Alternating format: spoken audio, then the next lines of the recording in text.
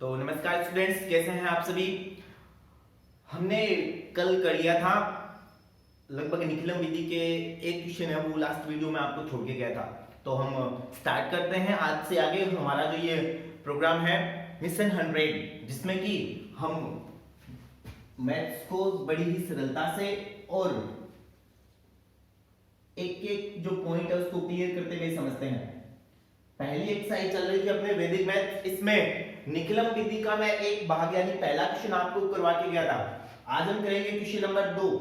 इसमें आपको भाज्य जो दिया हुआ है वो दिया हुआ है 311 और जो भाजक दिया हुआ है वो है 8। यहाँ एक विशेष बात ध्यान देने वाली है कि इसमें आधार है वो 10 है और इस सवाल में थोड़ा सा डिफरेंट होगा, हम अभी आगे करेंगे। तो विचलन है वो कितना है, 10 के बाद में 2 है। हमने कल देखा था कि जितना आधार होता है उसी के अनुसार अंक है वो तीसरे खंड में रहते हैं। आधार 10 है तो ये जो 311 है इसका केवल एक जो अंक है ना यानी एक, ये तीसरे खंड में रहेगा। बाकी दोनों अंक यानी 3 और 1 वो इसी खंड में यानी दूसरे खंड में रहने वाले हैं।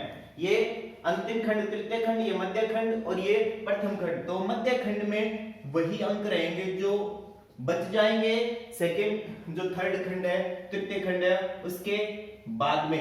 तो तृतीय खंड में हमने आधार 10 है इसलिए केवल एक ही अंक लिया, तो बाकी जो दोनों बच गए वो यहाँ आ गए और यहाँ हम अपना जो भाजक है वो उतार देंगे और साथ में इसके विचलन उतर जाएगा। कितना है 2। और हम प्रोसेस स्टार्ट करते हैं। जब 3 को 3 उतारना है, कल हमने उतारा था। यहाँ ये ध्यान रखना कि अंक है वो तो आधार एक है इसलिए एक ही होगा। तो 3 को 2 से गुणा कर देते हैं, 3 को 2 से गुणा करने पर 6 आता है। अब 6 और 1 को जोड़ देंगे तो कितना हो जाएगा 7। अब 7 को जब 2 से गुणा करेंगे ना 14 आता है। कल मैंने आपको बताया था कि जब आधार अंक 2 लेते हैं तो दो अंकों को ऐसे एडजस्ट करते हैं, एक 4 एक इधर और 4 इधर, लेकिन आधार इसका 10 तो एक अंक को 14 ऐसे लिखना है, 1 और 4 यानी 1 के नीचे 4 आएगा तो ये जुड़ जाएंगे 14 और 1 15। हमारा ये भाग यहाँ पे खत्म नहीं हुआ। कारण क्या है कि जो यहाँ पे शेषफल, कल तो जो शेषफल था ना वो 97 से छोटा था 81, लेकिन आज जो शेषफल बचा है 15 ये भाजक यानी 8 से बड़ा है। और ऐसी कंडीशन कभी हो ही नहीं सकती। हम जिस संख्या का भाग लगाते हैं शेषफल हमेशा उससे छोटा था, यानी कभी भी शेषफल भाजक से बड़ा हो ही नहीं सकता। यहाँ पे ये बड़ा हो गया तो ऐसी कंडीशन में हमें क्या करना है कि ये जो हमारा भागफल आया है उसका आखिरी अंक यानी 7, इसमें 1 जोड़ देना है। 7 में 1 जोड़ेंगे 8 यानी ये संख्या 37 से 1 बढ़ जाएगी 38। और जब हम इसमें 1 जोड़ेंगे किसी भी संख्या में 1 जोड़ने का मतलब 8 का भाग लगा रहे थे तो 8 वो संख्या कम हो जाएगी यानी 15 में से 8 घट जाएगा तो शेषफल कितना बच जाएगा 7। तो हमारे इस सवाल का जो फाइनल आंसर है वो भागफल 38 और शेषफल 7। विशेष ध्यान ये रखना है कि शेषफल यदि भाजक से बड़ा हो जाता है तो ये जितना बड़ा है उस हिसाब से ही हम इसमें भागफल में जोड़ देते हैं। ये 15, यदि 15 में से 8 घटाए तो 7 बच जाते हैं जो कि इस 8 से छोटे होते हैं, यानी एक ही बार भाग जाएगा घटाने में। तो 15 में 8 घटा दिए हमने 7 बच गए और 1 क्योंकि 15 8 है वो भाजक था तो एक ही बार भाग जा रहा है तो 37 में हमने जोड़ दिया 38। मान लो यहाँ पे 25 बचते तो उस कंडीशन में क्या करना पड़ता हमें, नजदीकी 25 का भाग 8 में 3 बार जाता है तो यहाँ 3 जुड़ जाते हैं और शेषफल है उस कंडीशन में 1 बचता। ठीक है, तो स्टूडेंट ये था थोड़ा सा कठिनाई वाला जो कि आपको करने में कठिनाई हुई होगी। ये क्वेश्चन आपको खुद करना है जैसे हमने कल किया था, सेम उसी प्रोसेस से हो जाएगा। 1013 में 88 का भाग लगाना है। तो स्टूडेंट ये हमारी जो विधि थी वो थी निखिलम विधि जिससे हमने भाग देना सीखा। अब इसके जस्ट एकदम विपरीत जो विधि है वह विधि है परावर्त्य विधि। परावर्त्य विधि सेम ऐसी ही विधि है, बस उसमें थोड़ा सा ये डिफरेंस है कि इसमें जो विचलन लेना है ना वो विचलन माइनस का विचलन होगा। इसमें जो विचलन है वो तो प्लस का या माइनस का जैसा भी होगा उतार लेंगे और फिर अंक को परावर्तित कर देंगे। जैसे कि आपने देखा होगा परावर्तित का मतलब होता है उसका निशान बदलना। यहाँ पे निखिलम विधि में हमने एक बात नोट की कि जो भाजक थे वो 100 से छोटे थे और विचलन हमने क्या लिया था, विचलन ऐसी कंडीशन में प्लस ही लिया था। लेकिन परावर्त्य विधि में जब हम भाग करेंगे तो जो भाजक होगा वो 100 से बड़ा होगा और यदि 100 से बड़ा होगा तो ऐसी कंडीशन में हमें उनको परावर्त्य अंकों में बदलना पड़ेगा। जैसे कि हम एक क्वेश्चन लेते हैं, क्वेश्चन नंबर 16। 1154 में भाग लगाना है 103 का। यहां पर भाज्य यानी जिसमें भाग देना है वो कितना है, 1154। जिसका देना है वो भाजक यानी 103।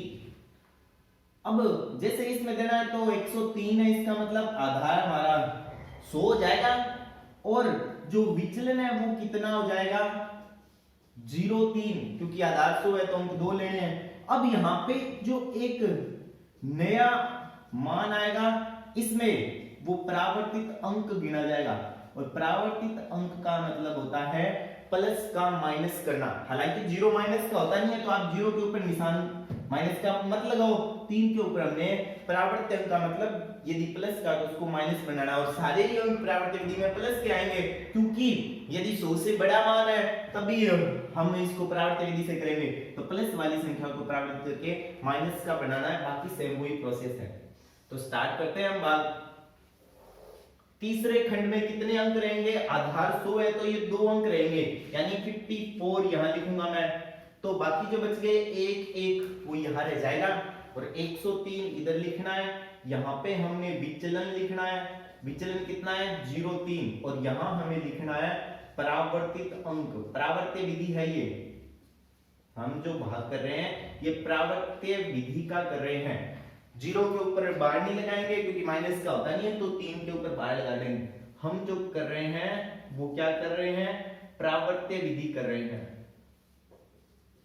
परावर्त्य विधि से भाग करना सीख रहे हैं। जो कल हमने सीखा था सेम वही प्रोसेस है इसमें भी। 1 का 1 यहां उतर जाएगा, सेम का सेम। बस यहां पे जब गुणा करेंगे तो इन माइनस वाली संख्या से गुणा करेंगे। 1 का गुणा 0 से करेंगे 0 आएगा, तो 1 का गुणा 3 की बार से करेंगे तो यहां लिख देंगे 3 की बार। ठीक है। अब क्योंकि 1 में से 0 ये तो 0 है, चाहे घटा लो चाहे जोड़ लो एक ही रहना है, वरना घटाना होता है इसमें क्योंकि वो अंक बार के आएंगे, इसलिए यहां तो 1 में से 0 घटाएंगे तो 0 1 आएगा, सेम का सेम। अब इस 1 का मल्टीप्लाई करना है इन दोनों से। 1 का पहले 0 से मल्टीप्लाई होगा 0 आ जाएगा, 1 का 3 की बार से मल्टीप्लाई होगा 3 की बार। आप चाहे यहां उतार लो चाहे यहां उतार लो, एक ही बात है। तो हमारे यहाँ पे अंक खत्म हो गए। जैसे ही अंक खत्म हो गए तो ये तो हमारा भागफल आ गया। अब शेषफल निकालने के लिए 4 में से 3, वहां तो हमने जोड़े थे 3 सीधे थे, यहाँ पे 4 और 3 की बार है तो 4 में से 3 घट जाएंगे क्योंकि बार है इसलिए 1 बच जाएगा। 5 में से 3 कट जाएंगे क्योंकि यहाँ पे बार है, तो ये हमारा आंसर है। भागफल बराबर 11 और शेषफल बराबर 21। ये थी हमारी परावर्त्य विधि। इस तरीके से हमने परावर्त्य विधि से भाग देना सीखा है। इसमें आपके परावर्त्य विधि के 3 क्वेश्चन है। जो एक 18वां क्वेश्चन है 16, 17 और 19 तीनों परावर्त्य विधि के हैं। जो एक 18वां क्वेश्चन है 1432 भाग 88 वो इसमें दिया हुआ है लेकिन वो है निखिलम विधि का ही, तो वो तो आप निखिलम विधि से कर सकते हो। इसका मैं 19वां क्वेश्चन करा देता हूं आपको, तो नोट कीजिएगा 19वां क्वेश्चन। स्टूडेंट ये जो एक्सरसाइज थी बहुत ही बेहद ही सरल सी एक्सरसाइज है, वैदिक गणित की आपकी लगाई भी है। इसमें केवल 5 प्रकार के क्वेश्चन है और इन सब 5 प्रकार के क्वेश्चनों को हमने सीखा है।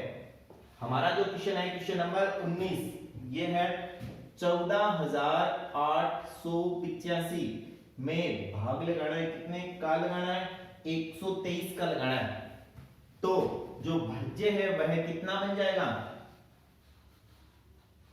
इस बार आपका भाज्य बन जाएगा 14885 भाजक 123, आधार कितना 100, विचलन कितना बन जाएगा 2 और 3, परावर्तित अंक कितना बन जाएगा 2 की बार 3 की बार। यहां हमने सिखाया था कि आधार इसका 100 है इसलिए इधर वाले अंक में इधर वाले हिस्से में कौन कौन उतरेगा, 8 और 5, आधार 100 है, तो बीच में कौन रह जाएगा, 1 4 और 8। यहाँ 1 2 3 हमारी संख्या थी, विचलन था 2 और 3, 2 3, तो परावर्तित अंक इसका हमने मान बदल दिया, 2 को माइनस कर दिया, 3 को भी माइनस कर दिया, इसलिए 2 की बार 3 की बार, बाकी प्रोसेस सेम की सेम वही रहेगी। ये एक सेम उतर जाएगा यहाँ पे, एक का एक को पहले 2 से गुणा करेंगे, 4 के नीचे उतरेगा 2 की बार, फिर 1 को 3 से गुणा करेंगे तो 8 के नीचे उतर जाएगा 3 की बार। अब 8 को और 4 को और 2 को घटा लेंगे, क्योंकि ये 4 प्लस का 2 माइनस का, तो 4 में से 2 चला जाएगा तो 2 बच जाएगा। यहाँ जो संख्या उतरेगी वो इनसे मल्टीप्लाई करेंगे, तो 2 को 2 से गुणा करेंगे 4, इसके नीचे उतरेगा 8 के, 4 के बाद 2 को 3 से गुणा कर देंगे 6 की बार, आप यहाँ उतार लो, यहाँ उतार लो, इसके सामने भी उतार सकते हो, 6 की बार। ठीक है, अब घटा लेंगे, 8 में से कितने घट जाएंगे, 3 और 4 7 माइनस के जुड़ के, यानी 8 में से 7 घट जाएंगे, तो 1 बच जाएगा शेषफल, 8 में से 7 घटाने पर 1 आएगा। यहाँ जो अंक उतरेगा वो गुणा होगा इन दोनों से, पहले 1 को 2 से गुणा करेंगे 2 की बार, फिर 1 को 3 से गुणा करेंगे 3 की बार, तो अब जो आएगा वो हमारा आंसर शेषफल। 5 में से 3 घट जाएगा यानी 2, 8 में से 8 हो गई है 6 और 2, 8 में से 8 घट गया 0, तो ये हमारा फाइनल आंसर है। भागफल बराबर 121 और शेषफल बराबर 0। स्टूडेंट, तो इस तरीके से ये थी हमारी परावर्त्य विधि। इस परावर्त्य विधि को हमने सीखा और लगभग क्वेश्चन है वो हमने बहुत ही सरलता से इसके हल कर लिए। अब एक फाइनल विधि जो बचती है वो है ध्वजांक विधि। वो भी सरल सी है स्टूडेंट, लेकिन उसमें थोड़ी सी प्रोसेस है वो इनसे लंबी है सरल सी, बस प्रोसेस थोड़ी सी लंबी है। तो आप यदि एकाग्रत होके देखोगे, इसको ध्यान से देखोगे तो यह भी सीख जाओगे।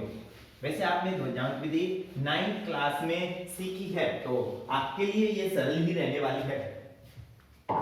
तो ध्वजांक विधि है, पहले मैं क्वेश्चन करा रहा हूं 13वां क्वेश्चन।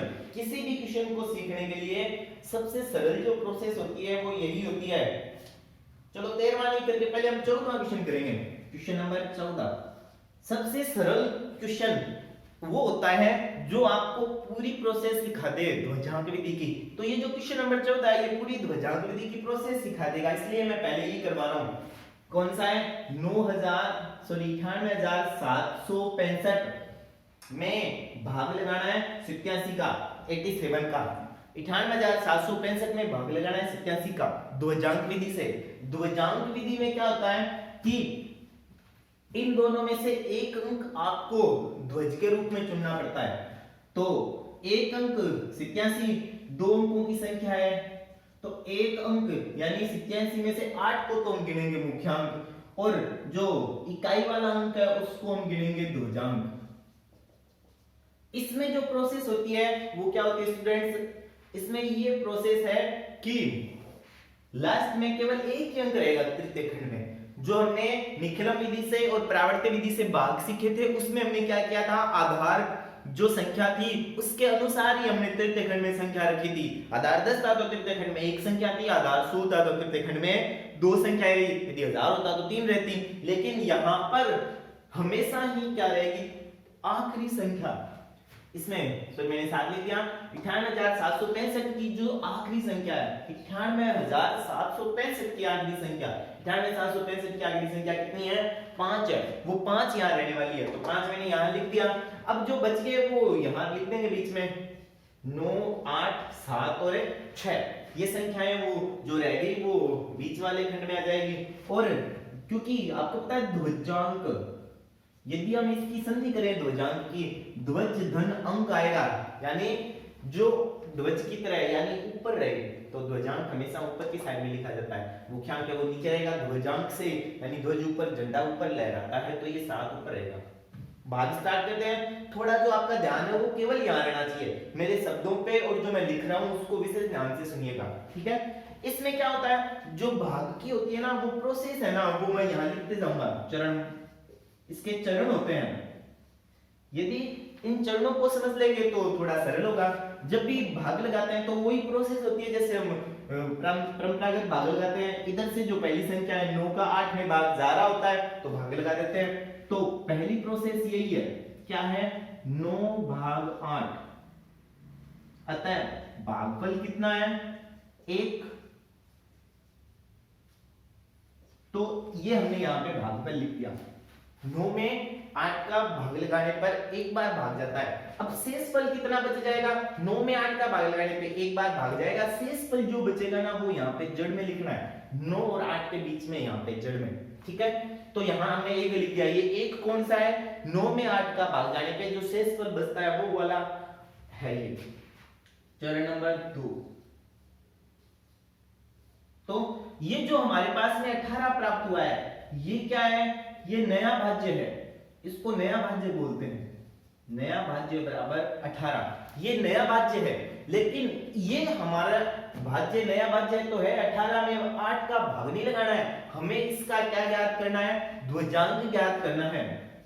18 माइनस, ये तो था नया भाज्य है, लेकिन हमें यहां से क्या ज्ञात करना है, संशोधित भाज्य ज्ञात करना है, जिसका कि 8 में भाग लगाना है।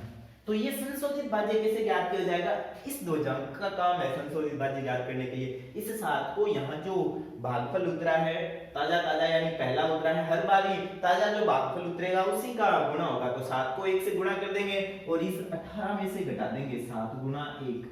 और आपको पता है कि 18 में से 7 गुणा 1 यानी 7 घटाते हैं तो जो बचता है वो 11। अब हमारा नया संशोधित भाज्य हो गया। अब इस 11 का भाग लगाना है, किसमें लगाना है, 8 में लगाना है।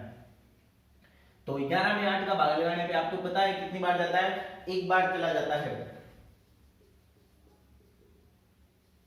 चरण नंबर 3 हमें क्या कहता है कि हमने 11 भाग 8 प्राप्त किया, तो जो भागफल आया वो भागफल कितना है,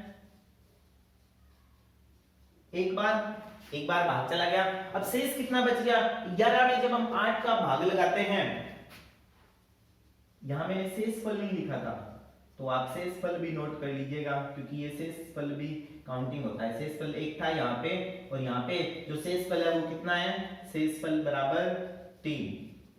तो ये शेषफल है 3 का। ये जो प्रोसेस है वो केवल मैंने आपको समझाने के लिए लिख रखी है, बाकी हम नहीं लिखेंगे तो भी भाग चला जाएगा।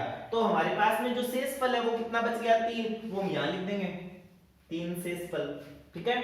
अब 37 ये हमारा क्या है, पहले मैं ये भाग कर देता हूं फिर ये सारी आप लिख लेंगे। 37 ये तो हमारा क्या है, नया भाज्य है। इस नया भाज्य से हमें संशोधित भाज्य ज्ञात करना है। तो 37 में से क्या घटा लेंगे हम, 7 गुना 1 घटा लेंगे। 37 में से जब हम 7 घटाएंगे तो क्या बचेगा हमारे पास में, 30 बचेगा, ठीक है।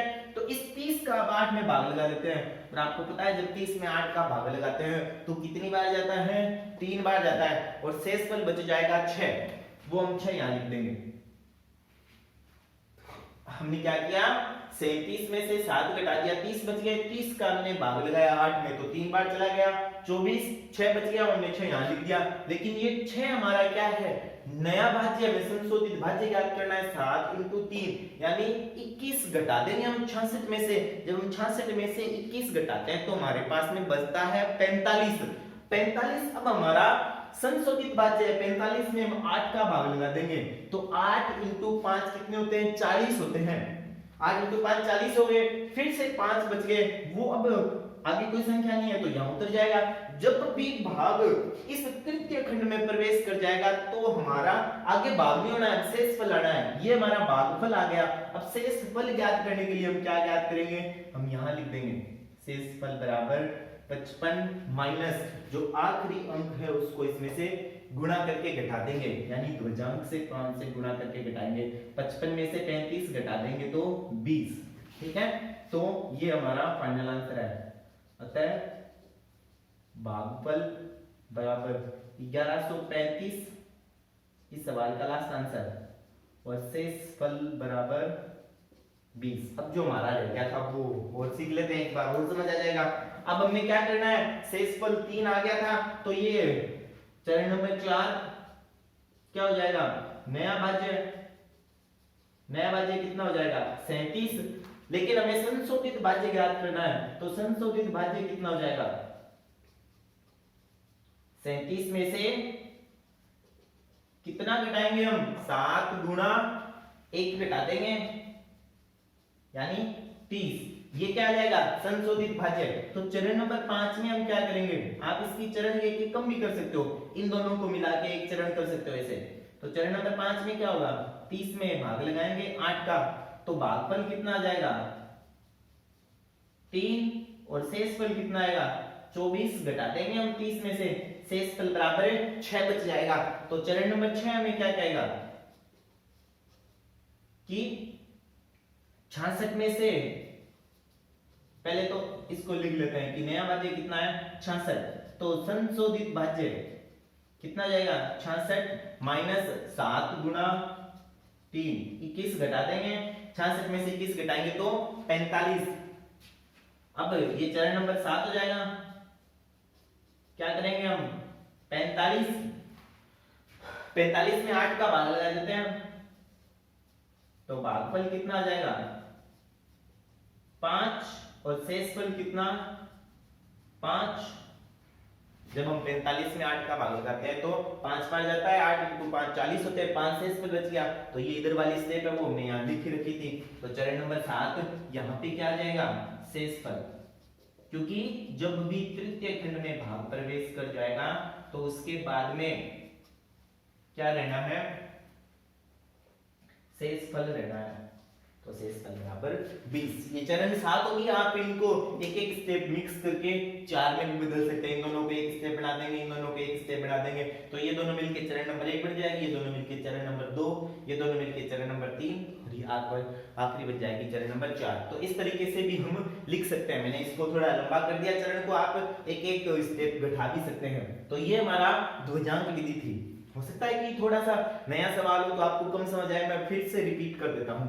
98,765 में हमें भाग लगाना था 87 का। तो 87 में से जो दाई का अंक था इसको तो हमने मुख्यांक बनाया 8, और 7 इकाई के अंक को ध्वजांक बनाया।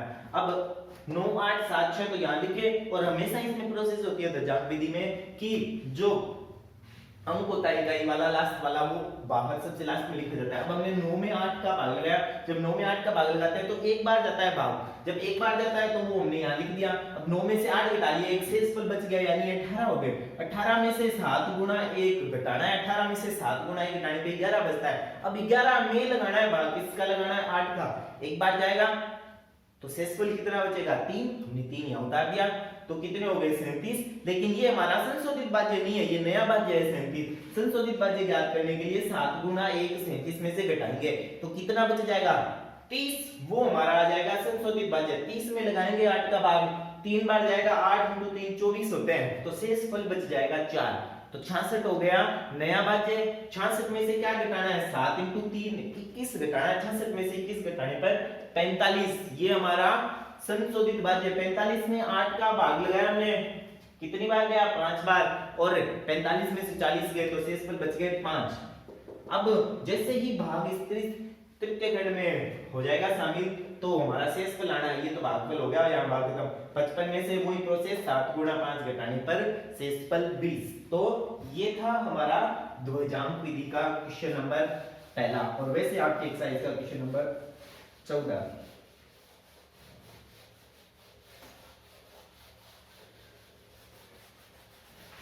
कहा था ना आपको कि ये थोड़ी सी लिखने में जो विधि है वो ज्यादा है। यदि आप इसमें चरण ना लिखो तब तो थोड़ा और सिंपल बन जाता है। हम इसका क्वेश्चन कर लेते हैं 1234 भाग 42। क्वेश्चन नंबर 13 कर लेते हैं 1234 भाग 43।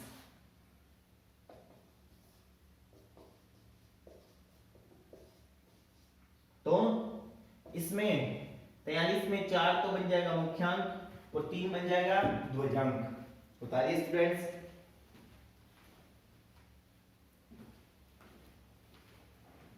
सॉरी, तो 1234 भाग 42 है। कई बार उतारने में मिस्टेक हो जाती है, तो 42 भागे जाते हैं, मुख्यांक है अपना 1234।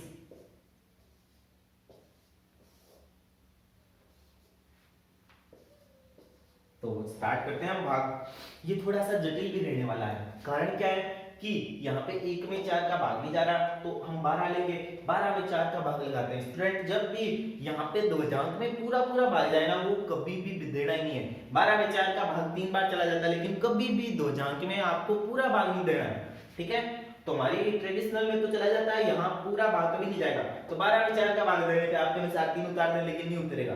जब भाग पूरा नहीं जाएगा तो क्या होगा, जो जितनी बार भाग पूरा जा रहा है उससे पहली वाली अंक भागफल आ जाएगी। तो 12 में 4 का भाग लगाने पे 3 बार जा रहा है, तो हमारा जो भागफल है वो हम क्या कितना लेंगे, 2 लेंगे। तो ये हमारी स्टेप नंबर 1 हो रही है। 12 में से 4 का भाग लगाया हमने, 2 बार चला गया तो 4 बच गया शेषफल, यानी कितने हो गए 43, 43 में हमें क्या ज्ञात करना है, 2 इंटू 2 संशोधित भाज्य। तो 43 में से 2 इंटू 2 यानी 4 घटा दिए हमने, तो 43 में से 4 घटाने पे 39 बचते हैं, ये हमारा संशोधित भाज्य है। 43 में जब हम 4 का भाग लगाते हैं तो 9 इंटू 4 36 होते हैं, तो 4 9 बार चला जाएगा, 39 में 4 का भाग 9 बार चला गया, तो शेषफल जो बचा वो हमारे पास में बचा 3। 39 में से 36 घटा लिए, 3 बच गए। तो इस स्टेप में जब भी भाग आ जाता है तो जो उतरता है वो शेषफल होता है। तो शेषफल कितना हो जाएगा, 34 माइनस 2 गुना 9, यानी कि 34 माइनस 18 16। तो ये हमारा भागफल 29 और ये हमारा शेषफल यानी कि 16। बताइए स्टूडेंट,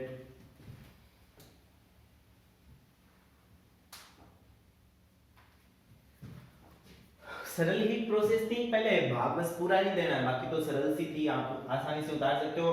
12 का हमने 4 में भाग लिया, 2 बार गया, शेष में बच गया 4। 43 में से पहले 2 इंटू 2 यानी 4 घटा दिया, 39 बच गया। 39 में 4 का भाग लगाया, 9 इंटू 4 36 होते हैं, तो कितने बच गए, 3 बच गए। 3 बच गए तो ये हो गए 34, 34 में से 18 घटा दो 16। अब आप इसके चरण लिखना चाहो तो अपने हिसाब से आप लिख सकते हो, मैं इसको स्टेप लिख रहा हूं इस बार। स्टेप नंबर 1 में हमने क्या किया था, 12 भाग 4 पता है, भागफल कितना 2 और शेषफल कितना, शेषफल बराबर 4, ठीक है। स्टेप नंबर 2 क्या किया हमने, नया भाज्य उतारा, नया भाज्य कितना हो गया 43, परंतु संशोधित भाज्य कितना हो जाएगा 43 माइनस 2 गुना 4, सॉरी 2 गुना 2 यानी 43 में 4 घटा दिया 39, यही हम स्टेप नंबर 2 में लिख देते हैं। 39 भाग 4 अतः भागफल कितना, भागफल बराबर 9 और शेषफल बराबर कितना बच गया 3। स्टेप नंबर 3, या तो स्टेप 3 से खत्म ही हो गया, स्टेप 3 से सीधा ही क्या आएगा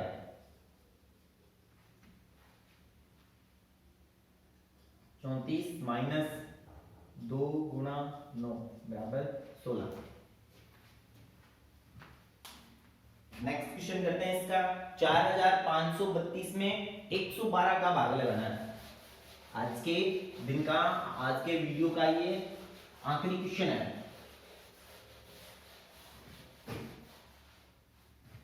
कौन सा क्वेश्चन है, 4532 भाग 112। इसमें थोड़ा सा विशेष ध्यान रखना, जब 2 अंकों की संख्या आ जाए ना तो पहले वाला जो 2 अंक है इनको मुख्यांक ले लेंगे और इस अंक को ध्वजांक ले लेंगे, ठीक है। थोड़ा ये विशेष ध्यान रखना, ये अलग है क्वेश्चन, तो इसमें मिस्टेक मत कर देना। 4532, 2 आखिरी में, 11 को मुख्यांक लेना है और 2 को ध्वजांक लिखना है। अब आपकी जो बुक में कई एग्जांपल दिए हुए उसमें जो ये अंक है ना, यहाँ पे 2 अंक लेके किए हुए हैं, तो वो थोड़ा सा कठिन होता है, हम सरलता से समझने के लिए ये कर लेते हैं, यहाँ पे 2 अंकों को मुख्यांक ले लेंगे और इससे भी भाग हो सकता है। तो पहली संख्या 45 में हम 11 का भाग लगाते हैं, जब 45 में 11 का भाग लगाते हैं 4 बार जाता है, तो 11 इंटू 4 44 होते हैं, शेषफल कितना बच गया 1। अब यदि 1 यानी 13 में से क्या घटाएं हम, कितनी बार 8 घटा दें हम, 13 में से 8 घटाएंगे तो कितना बचेगा 5 बच जाएगा। 5 जो बचेगा उसका 11 में भाग जा नहीं रहा है, तो भाग टूट गया, तो भाग टूटे की 0 हो जाती है। ठीक है, फिर से देखिए 45 में 11 का भाग लगाया 4, शेषफल बचा वो 1, ये हमारा नया भाज्य 13, लेकिन संशोधित भाज्य ज्ञात करने के लिए 2 × 4 यानी 8 घटाएंगे, 13 में से 8 घटाएंगे तो 5 बच जाएंगे।